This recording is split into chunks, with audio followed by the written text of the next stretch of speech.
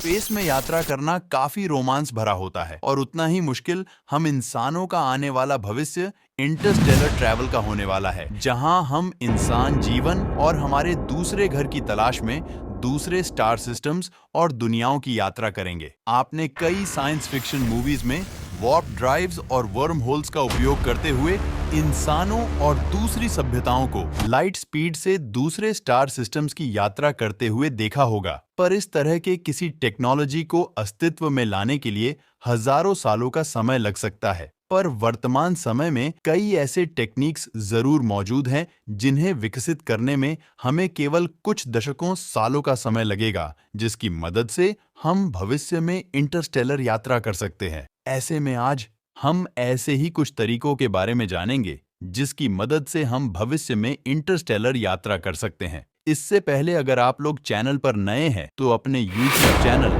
Unlocked रहस्य को subscribe कर वीडियो को लाइक कर दें और एक प्यारा सा कमेंट कर दे। तो चलिए वीडियो को शुरू करते हैं।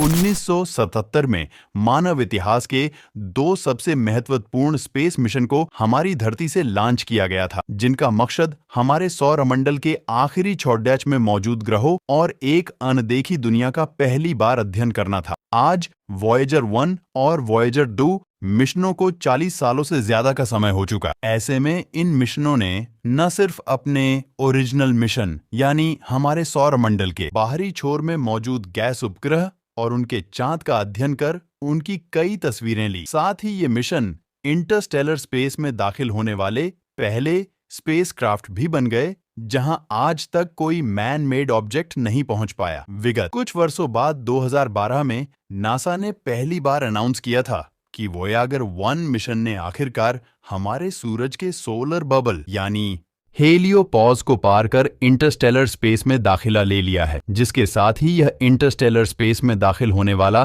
पहला मैन मेड ऑब्जेक्ट बन गया। हमारे सौरमंडल को पार करते समय हमारी धरती से इसकी दूरी पर करीब 122 AU यानी करीब 18 बिलियन किलोमीटर थी। यह सब हम इंसानों के लिए किसी सपने से कम नहीं था, क्योंकि स्पेस युग की शुरुआत से ही हमने दूर तारों और एलियंस ग्रहों की यात्रा करने के सपने देखने शुरू कर दिए थे। पर वर्तमान समय में इंटरस्टेलर यात्रा में सबसे बड़ी समस्या है टेक्नोलॉजी, और इस तरह के किसी सफर में लगने वाला बेहद ही ज्यादा समय प्रोक्सिमा सेंचुरी हमारे सौरमंडल के सबसे करीब मौजूद स्टार सिस्टम है, जो कि हमारे धरती से करीब 4.25 लाइट ईयर्स दूर मौजूद है। ऐसे में करीब 56,000 किलोमीटर प्रति घंटे की स्पीड से आगे बढ़ रहे वॉयेजर मिशन को इस स्टार सिस्टम तक पहुंचने में करीब 70,000 सालों का समय लग जाएगा। वही अगर हम मानव इतिहास के अब तक के सबसे तेज space mission Parker solar probe की 2.5 लाख किलोमीटर प्रति घंटे की तेज रफ्तार से भी इस स्टार सिस्टम की यात्रा करते हैं, तो भी हमें इसमें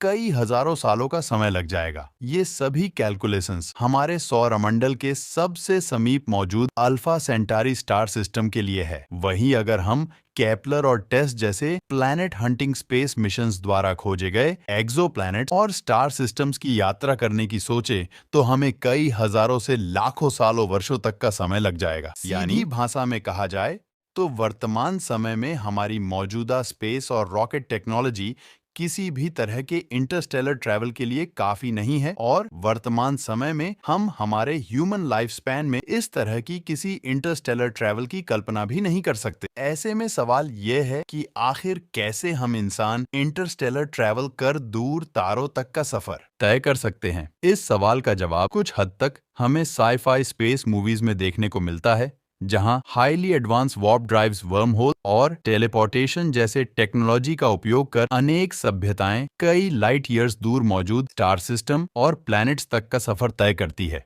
पर वर्तमान समय में हमारे पास ऐसी कोई भी टेक्नोलॉजी या स्टैंडर्ड मौजूद नहीं जिसका उपयोग कर हम इंसान ऐसे हाईली एडवांस सिस्टम्स का निर्माण कर सके। ऐसे में कई लाइट ईयर्स दूर दूसरी गैलेक्सी में मौजूद तारों तक सफर की कल्पना तो छोड़ ही दीजिए, पर क्या वार्प ड्राइव की मदद से लाइट स्पीड में ट्रैवल करने और वहां मौजूद सभ्यताओं का पता लगाने में कामयाब हो पाएंगे? ये सब अभी तक विचाराधीन है, और आपको क्या लगता है? अपनी राय हमें जरूर दे। मिलते हैं अगली वीडियो में।